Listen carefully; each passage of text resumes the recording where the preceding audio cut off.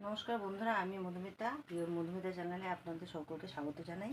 এই যে আজকে আমি আপনাদের সামনে একটা রেসিপি নিয়ে চলে এসেছি। সেটা হচ্ছে যে দেখুন কাঁকরোলের পুর আমি চিংড়ি মাছ দিয়ে করব। আপনারা দেখুন রেসিপিটা কেমন করে করছি। বন্ধুরা, প্রথমে আমি এই যে কাঁকরোলগুলোকে একটু কেটে নেব।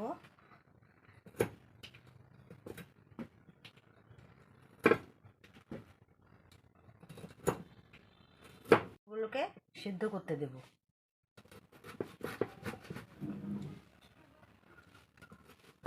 আর ফালি করে আমি এটাকে সিদ্ধ করতে দেব।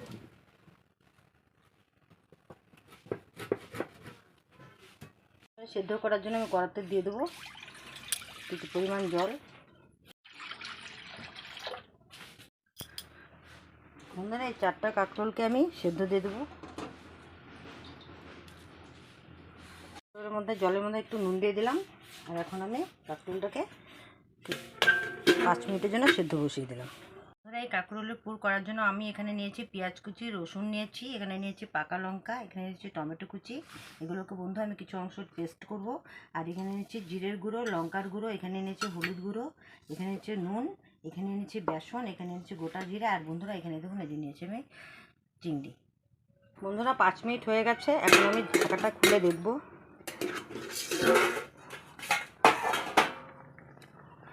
দেখুন বন্ধুরা, বেশ সিদ্ধ হয়ে গেছে। এটা আধা সিদ্ধ করে রাখতে হয়, পুরোপুরি সিদ্ধ করলে এটা ভেঙে যেতে পারে। তো এটাকে এখন আমি উঠিয়ে নেব।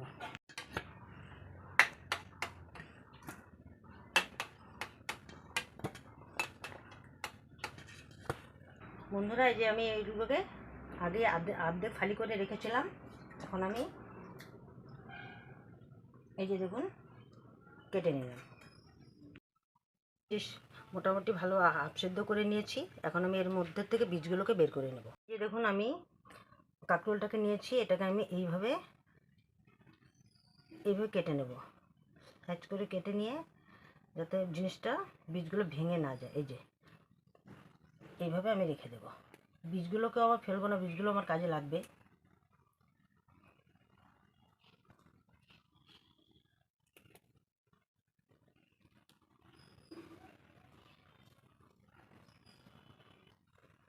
এই যে দেখুন ঠিক এইভাবে পরিষ্কার করে নিতে হবে। আমি কড়াতে দিয়ে দিলাম সরষের তেল।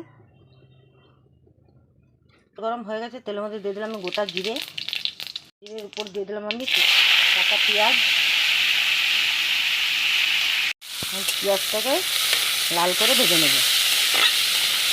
বন্ধুরা, এখানে যে আমি চিংড়ি মাছটাকে নিয়েছিলাম, এই মাছটাকে এখন আমি পেস্ট করে নেব।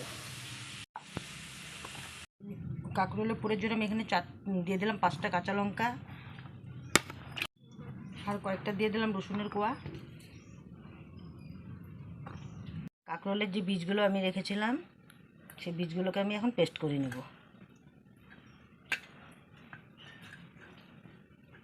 পেঁয়াজটা খুব লাল করে ভেজে নিয়েছি। এখন আমি এই যে কাঁকরোলের যে পুরগুলো ছিল, বীজগুলোকে এই যে দেখুন বন্ধুরা, এই পেস্টটাকে এখন আমি এখানে দিয়ে দেবো। এই বীজগুলোর সাথে আমি পেঁয়াজটাকে মিশিয়ে নিলাম। বন্ধুরা দেখুন কাঁচা গন্ধটা ছেড়ে দিয়েছে। এখন আমি এর মধ্যে দিয়ে দেবো, এখানে আছে পেঁয়াজ, আদা, কাঁচা লঙ্কা আর একটা ছোট্ট একটা টমেটো দিয়েছি। এটাকে আমি পেস্ট করে এখানে দিয়ে দিলাম,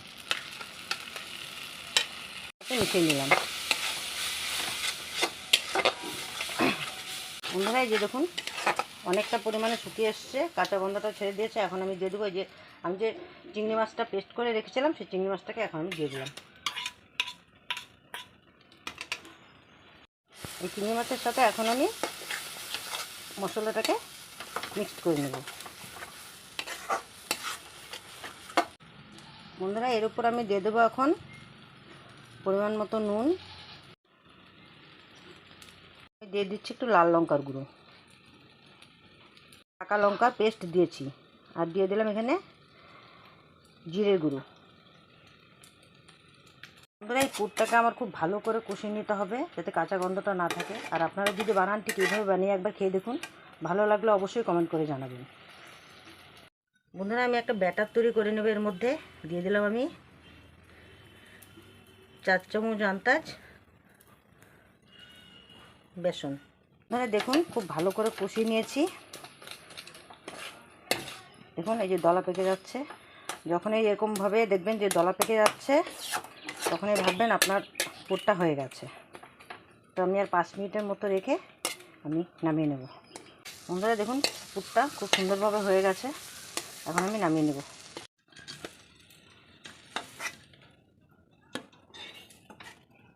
আমার এই পুরটা আমি এইভাবে তৈরি করেছি, আপনারা চাইলে এইভাবে করে খেতে পারেন। চামচের সাহায্যে এইভাবে করে আমি পুরটার ভিতরে ঢুকিয়ে দেব। এটা নিরামিষ করেও দেখেছি, আপনাদের সর্ষে পোস্ত করেও দেখিয়েছি, অনেক রকমভাবে দেখিয়েছি। আজকে আমি করছি এটাকে চিংড়ি মাছ দিয়ে।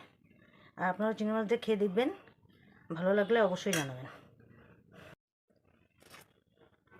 সেম একইভাবে বন্ধুরা আমি সবগুলোতে পুর ভরে নেব। দেখুন বন্ধুরা পুরটাকে আমি এইভাবে সাজিয়ে নিয়েছি। ব্যাটার তৈরি করে নেব। ব্যাটারে এখানে আমি দিয়েছি বেসন আর দিয়ে দিলাম কিছু পরিমাণ চালের গুঁড়ো, লঙ্কার গুঁড়ো, দিলাম হলুদ গুঁড়ো, নুন। ব্যাটারটাকে এখন আমি জল দিয়ে বেশি ঘন রাখবো না, বেশি পাতলাও করবো না, মিডিয়াম সাইজ করে নেব। ব্যাটারটাকে আমি ঠিক এইভাবেই নিয়েছি, বেশি ঘন হয়নি বেশি পাতলাও হয়নি। এই ব্যাটারটা আমার তৈরি হয়ে গেছে।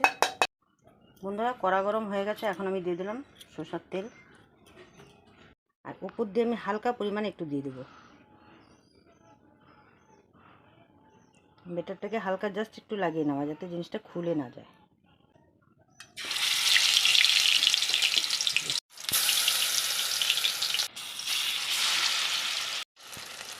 এখন উল্টে দেব।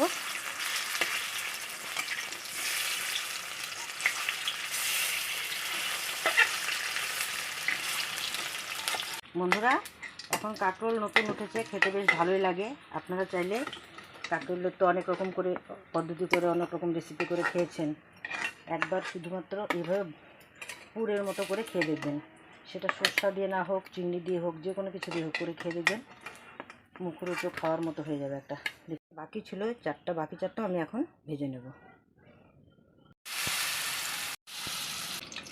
বন্ধুরা প্রচুর গরমে কষ্ট করে ভিডিও দিয়ে আপনাদেরকে, আপনারা আমার পাশে থাকবেন, সাপোর্ট করবেন, আর পারলে আমার ভিডিওটা একটু শেয়ার করে দেবেন। উল্টো দিচ্ছি। যে বাকি চারটা যে ছিল এই চারটাকেও আমি এখন ভেজে নিলাম।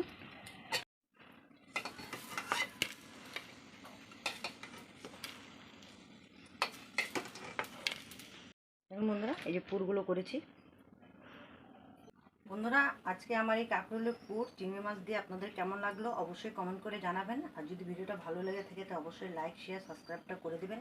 আমার ইউটিউবে গিয়ে আমাকে সাবস্ক্রাইবটা করে দেবেন, আর ফেসবুক পেজে গিয়ে আমাকে ফলো করে দেবেন। পাশে থাকবেন, সাথে থাকবেন, সাপোর্ট করবেন। সুস্থ থাকবেন, ভালো থাকবেন। দেখা হচ্ছে পরের ভিডিওতে।